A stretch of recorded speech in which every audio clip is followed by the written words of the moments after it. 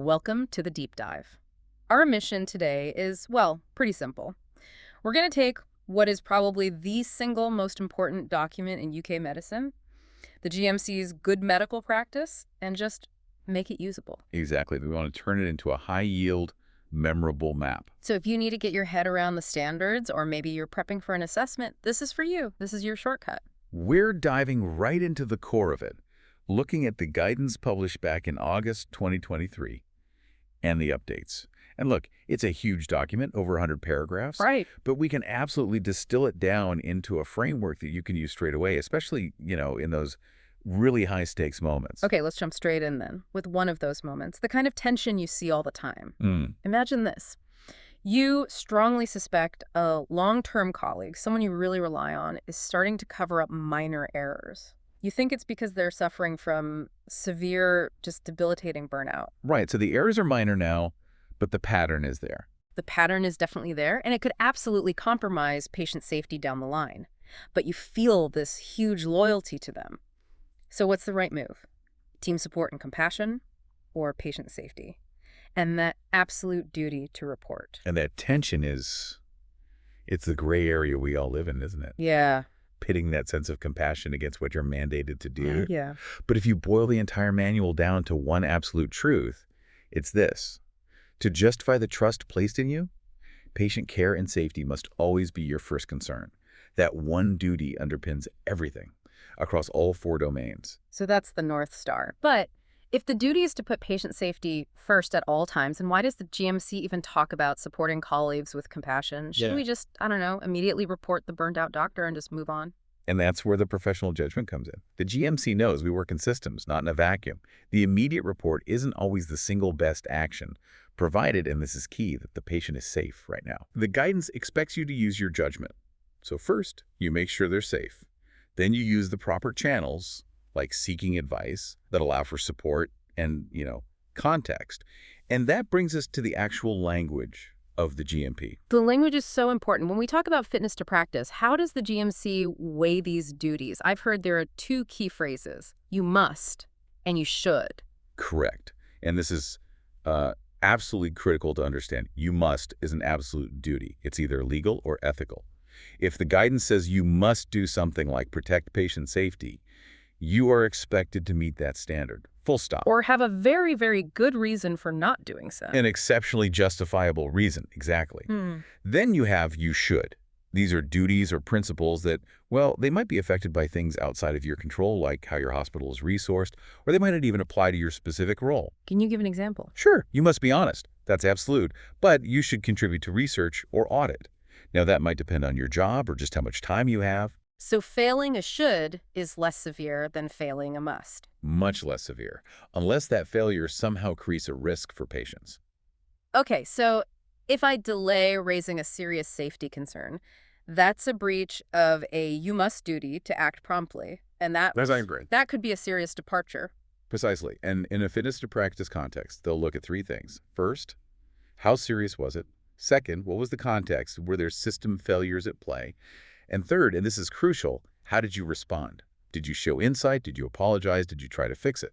So not every mistake is a disaster. No, but failing to act on a must duty, especially if you show no insight, that's very high risk. Okay, let's ground this. The whole of good medical practice rests on 4 domains, right? The pillars of practice. Yeah, and a simple way to picture this is to think of them as the 4 legs of the examination couch.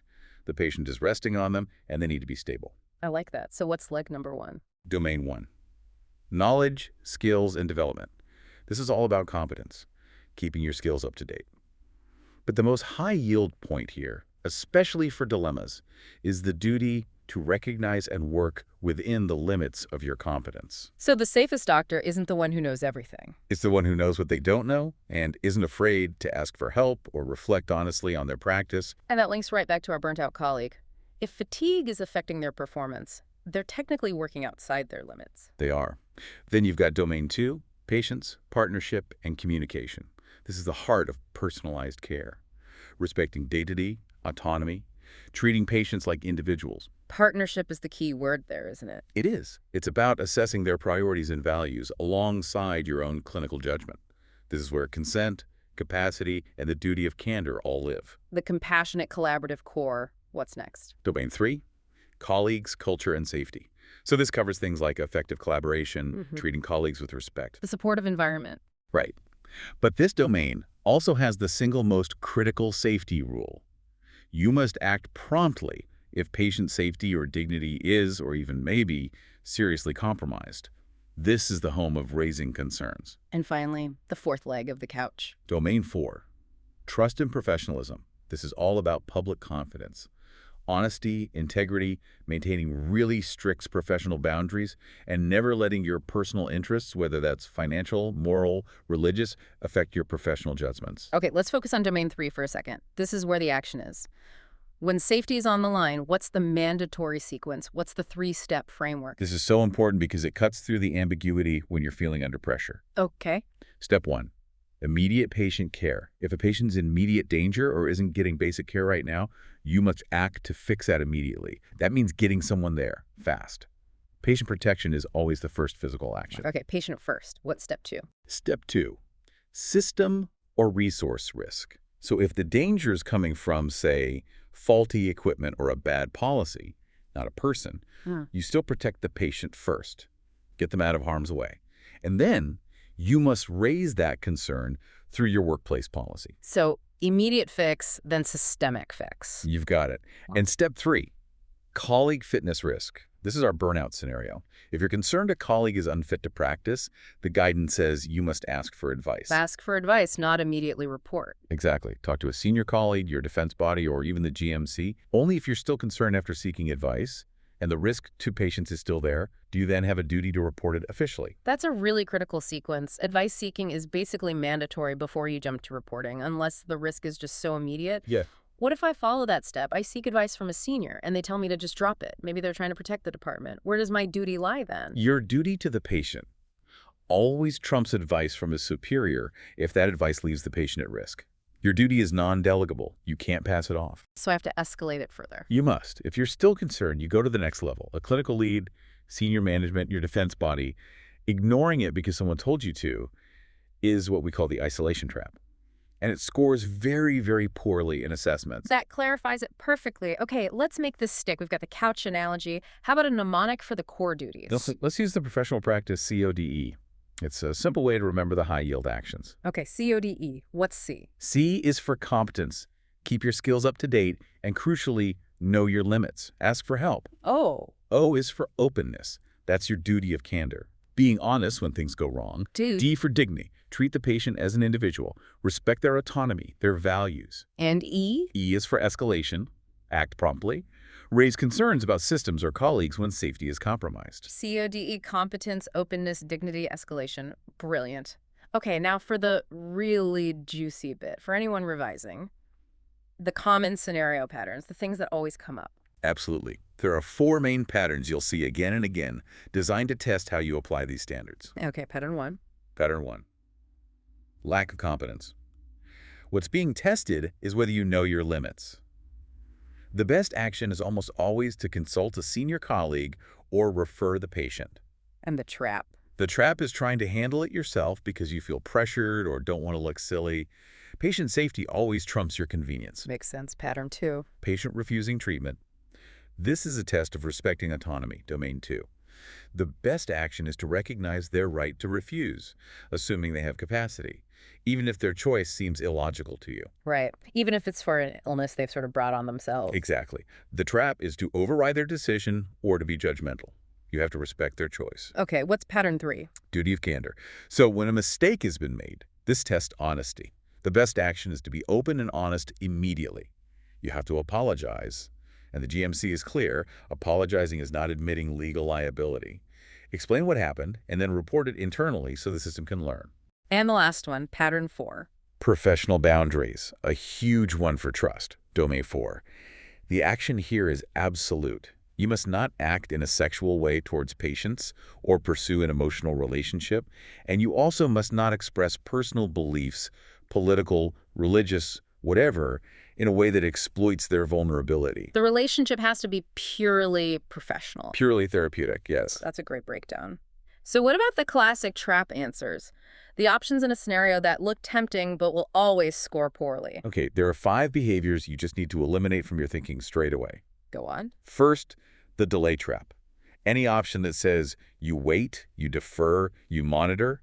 If there's a serious safety risk, that's wrong. You have to act promptly. Okay, no waiting. Second, the isolation trap, which we touched on. Trying to manage a complex problem, clinical or professional, all on your own. The guidance demands you seek advice. Lone wolf medicine is dangerous. Right. Third, the confidentiality breach trap. Disclosing patient information outside of the team needed for their care, you must protect their personal information. That seems obvious, but I can see how it happens. It does. Fourth, the self-treatment trap. You really should avoid treating yourself or anyone you have a close personal relationship with. Your judgment is compromised. And the fifth trap. The assumption trap. Assuming you know what a patient will want based on their age or background, you have to treat every patient as an individual. That means listening to them, not imposing your ideas of what's best for them. That's a fantastic list of things to avoid. Let's do a quick fire round. A few you-must duties for daily practice. Great. I'm prescribing drugs. What's the must? You must have adequate knowledge of the patient's health and any recent changes. Okay. A patient needs an interpreter. You must take reasonable steps to meet that need. A colleague asks me for my GMC number. You must give it to them. It's about transparency. And when I'm handing over at the end of a shift? You must be confident that the next team has all the relevant information for safe, continuous care. Nothing can be lost in that handover. This has been such a clear roadmap. To wrap it all up, what are the 3 final key takeaways? 1. Patient safety and care is your constant overriding duty. It comes before loyalty, before convenience, before everything else. 2. 2. This is a framework, not a rule book. You are expected to use your professional judgment to apply the 4 domains: knowledge, patience, colleagues, and trust to every real-life dilemma. And the 3rd? And 3. When you see a serious safety risk, the sequence is always protect the patient immediately, then escalate appropriately through policy, and don't delay. I think seeing the guidance as an ethical map rather than some punitive rule book is so much more empowering. It helps you act strongly and protect everyone, including yourself. It does. And maybe a final thought to leave you with. The toughest dilemmas often happen when Domain 2, respecting patient autonomy, crashes right into Domain 3, ensuring patient safety. When a patient with capacity makes a dangerous choice. Exactly. And in that moment, your foundational principle, patient care first, is what guides you. It means you communicate the risks clearly, you document everything, but ultimately you have to respect their capacitous decision. Use that as your anchor. Thank you for joining us for this deep dive. We really hope this framework helps you in your practice.